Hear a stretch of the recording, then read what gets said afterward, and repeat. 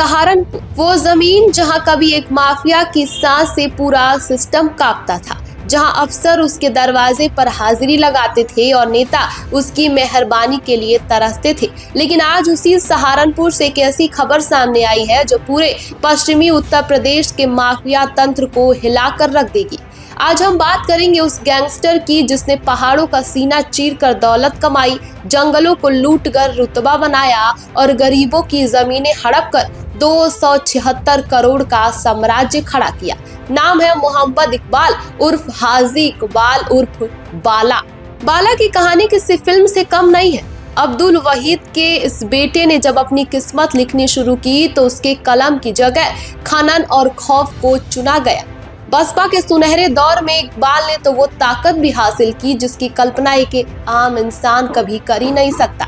पैसे के दम पर पहले खुद एमएलसी की कुर्सी पर जा बैठा और फिर अपने रसूख के इस्तेमाल से उसने अपने छोटे भाई महमूद अली को भी एमएलसी बना दिया। वो दौर ऐसा था जब बड़े बड़े मंत्री और रसूखदार अधिकारी इस माफिया के दरवाजे पर सिर झुकाने आते थे। इकबाल ने वन क्षेत्रों की बेशकीमती लकड़ियों की तस्करी की, अवैध खनन के जरिए पहाड़ों को खोखला कर दिया और जो भी उसके रास्ते में आया उसे या तो डरा धमका कर चुप करा दिया या फिर फर्जी मुकदमों में फंसा कर उसकी पुश्तैनी जमीनें भी हड़प ली। सहारनपुर से लेकर दूसरे राज्यों तक इस गैंगस्टर पर 50 से ज्यादा मुकदमे दर्ज है। धोखाधड़ी, अवैध कब्जा, जबरन वसूली, तस्करी, लेकिन सियासत की ढाल थी इसलिए कानून का हाथ उस तक पहुंच ही नहीं पाता था। लेकिन जब से योगी आदित्यनाथ ने उत्तर प्रदेश की कमान संभाली है तब से माफियाओं की नींद उड़ी हुई है। 2022 में इकबाल के खिलाफ गैंगस्टर एक्ट के तहत मुकदमा दर्ज हुआ और उसके बाद शुरू हुई एक एक संपत्ति को खंगालने की कवायद। पुलिस ने जब जांच की तो पता चला कि इकबाल ने अपनी काली कमाई को छुपाने के लिए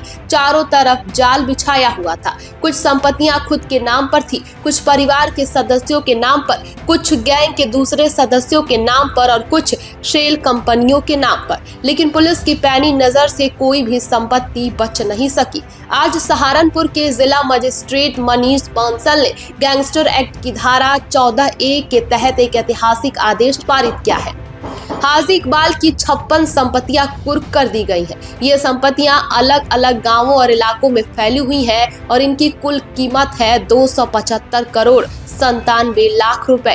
तहसीलदार बेहट को इन तमाम संपत्तियों का रिसीवर नियुक्त किया गया है जो मौके पर जाकर मुनादी करेंगे, सरकारी कब्जा लेंगे और आगे की कानूनी प्रक्रिया भी शुरू करेंगे। ये समझना जरूरी है कि ये कुर्की महज एक प्रशासनिक कार्रवाई नहीं है बल्कि इसके पीछे एक पूरी कानूनी प्रक्रिया भी छिपी हुई है। गैंगस्टर एक्ट के तहत जब किसी के खिलाफ मुकदमा दर्ज होता है तो पुलिस विवेचना में ये देखा जाता है कि उसने अपराध से अर्जित धन को कहां लगाया है। उसके बाद उन संपत्तियों को कुर्क किया जाता है और फिर मामला माननीय न्यायालय के सामने पेश होता है।